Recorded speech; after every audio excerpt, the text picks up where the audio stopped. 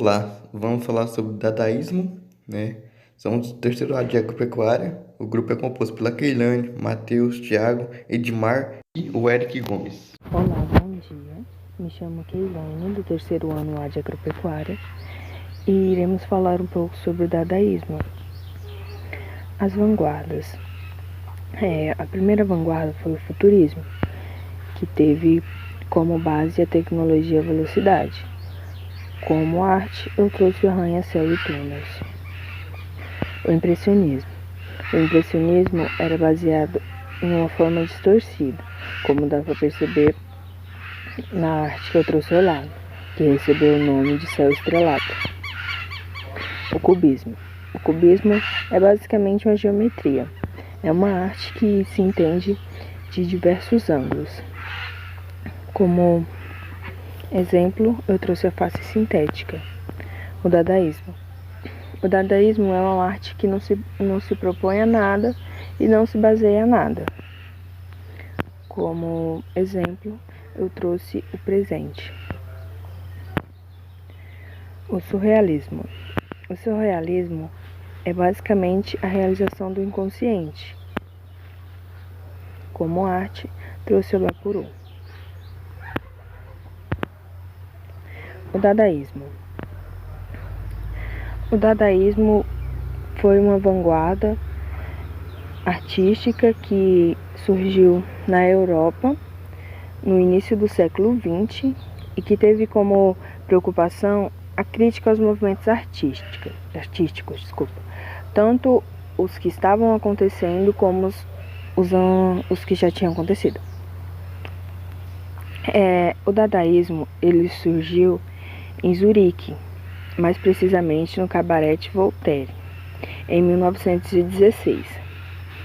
Esse lugar ele abrigou da guerra que estava acontecendo a guerra, os filósofos, os artistas, entre outras pessoas. E foi ali que surgiu esse dadaísmo, que foi basicamente um protesto na arte.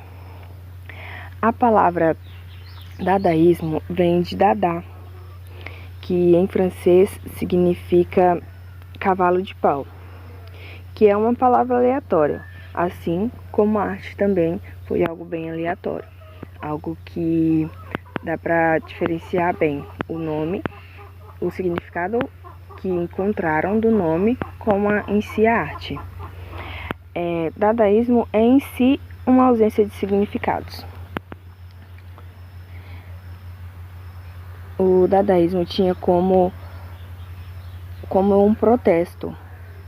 Eles eram contra os valores da burguesia, contra a guerra, contra as críticas, contra o capitalismo e o consumismo. Bom, meu nome é Thiago Sena de Oliveira, né? Vou apresentar aqui o contexto histórico do dadaísmo, certo? Sou do terceiro ano de agropecuária, certo? O contexto histórico, né? Vai, né, estar aí na Primeira Guerra Mundial, né? De 1914 a 1918, né? O dadaísmo, também conhecido como Dada, né? Foi um movimento literário que começou na Europa, né? Isso enquanto acontecia esse contexto histórico da Primeira Guerra Mundial. Por causa exatamente da guerra, né, muitos artistas, intelectuais, né, escritores pegaram, né, principalmente da Espanha, da França, eles pegaram e migraram para a Suíça, né, considerada um país neutro desde o século XVI, entendeu? Né, pacífico. E assim, desse povo, né, veio uma revolta muito grande com que essa cidade havia se tornado, né? Porque do nada estoura uma guerra, né? Do nada ali tá no meio pacífico, estoura uma guerra e ficaram revoltados com essa cidade e o que ela havia se tornado. Para representar essa revolta, o que eles fizeram? Eles pegaram e por meio do meio artístico, né, inventaram o conceito não arte para demonstrar essa revolta. Pois não acreditavam mais no significado da arte, porque assim, você pensa lá, né, a arte não fez nada lá, né, estourou a guerra, a arte, né, ficou lá, não teve significado nenhum. Mas, Thiago, o que seria a não arte? Então, a não arte foram o quê? Foram ataques, né, às artes da época, né? Teve também aí, aí no meio tivemos o que? Quadros aleatórios, né, feitos aleatoriamente.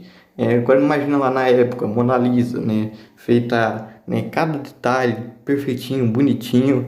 Aí vem lá um cara, né, e faz os quadros tudo rabiscado, não dá pra entender nada, né, aleatoriamente. Pegava uma tela em branco, né, picava um papel e jogava, e onde caía o papel ficava.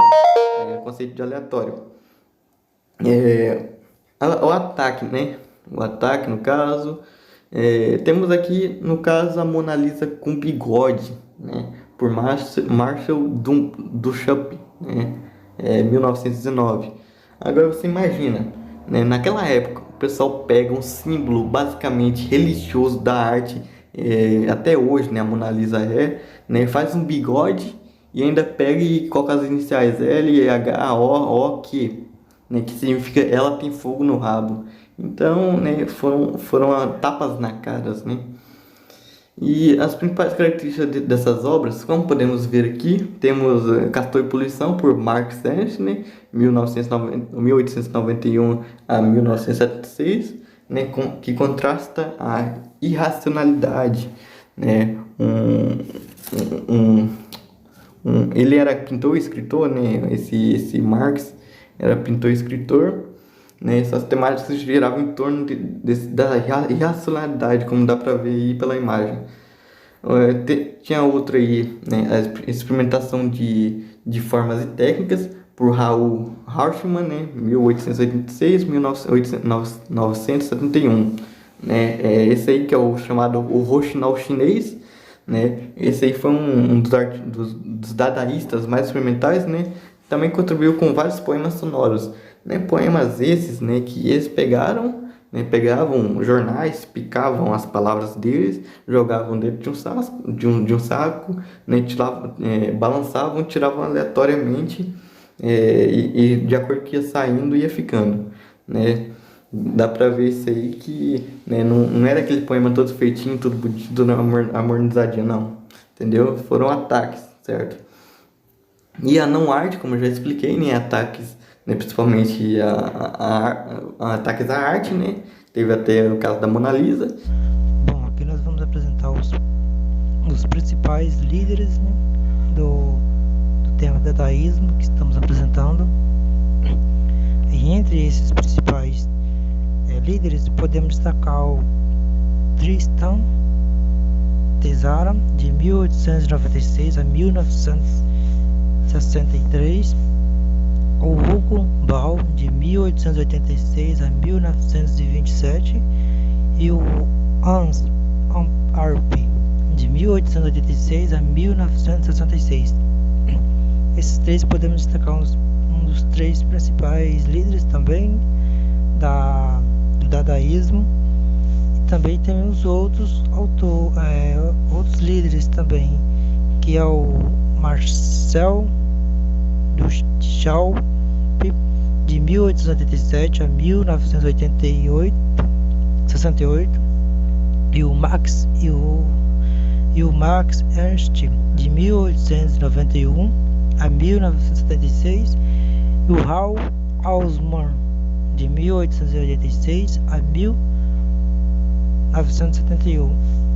Esses são os líderes, né, do dadaísmo. Cada um desses líderes apresenta uma obra em si, né, com grande potencial nos seus antepassados, e várias obras também, poemas, obras de artes, entre outros também. Temos aqui os principais líderes, né, do dadaísmo no Brasil, né? Temos aí Flávio de Carvalho, né, Ismael Neri, né, que foram os principais artistas plásticos, né, que se declararam como os dadaístas brasileiros, né. Meu nome é Eric e vou dar continuidade no tema. Vou falar um pouco sobre o dadaísmo no Brasil. No Brasil, foi sentido principalmente na literatura do movimento modernista, que procurava, né, romper com os antigos parâmetros da arte e dos seus significados. Os principais expoentes do modernismo brasileiro são o Flávio de Carvalho, Manuel Bandeira e Mário de Andrade, que tanto com os versos e prosas exibiam toda a influência da artista. E como vocês podem ver, né, essas imagens são uma das obras, né, que esses autores faziam.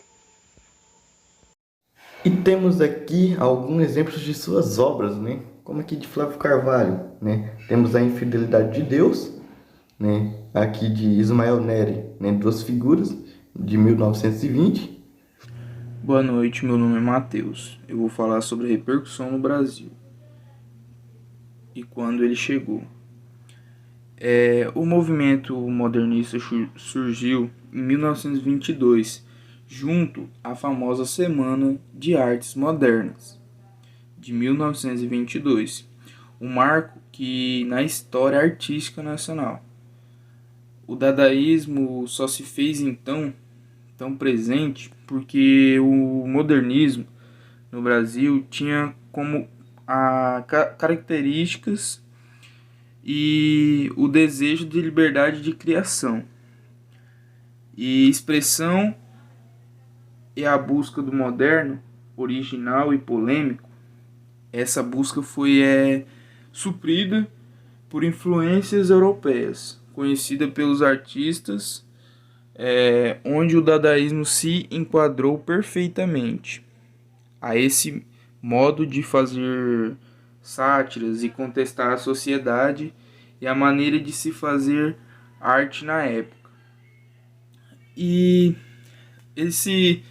essa repercussão no Brasil foi na literatura modernista brasileira, onde o dadaísmo mais se disseminou, com a escrita totalmente brasileira, com a linguagem nacional totalmente livre e abusando de uso de paródias. E o escritor Manuel Bandeira, considerado o maior poeta lírico brasileiro do modernismo, mostrou muita influência dadaísta em suas obras, e principalmente trabalhando poema piada, né? Então, obrigado.